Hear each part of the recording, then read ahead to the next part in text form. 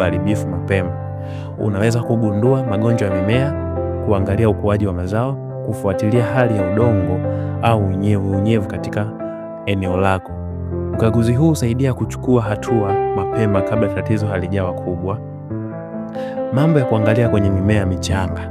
Katika hatua za mwanzo kama zinavyoonekana kwenye picha, wadudu unaweza kuangalia pia.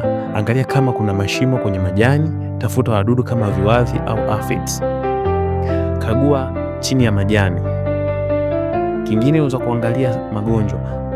Majani hubadilika rangi, aidha kuwa njano au kahawia. Madoa kwenye majani au mimea kunyauka. Nafasi ya mimea au spacing.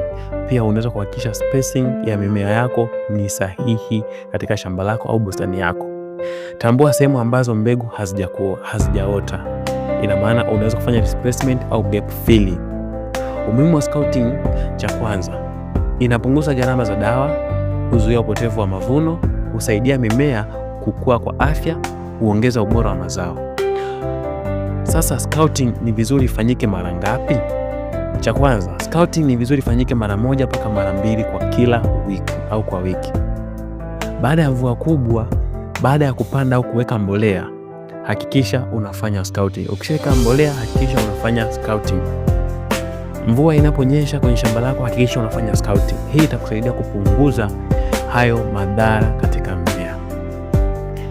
Kwa video kama hizi, usisahau kusubscribe, comment na kushare ili kila mtu aweze kupata elimu ya kilimo.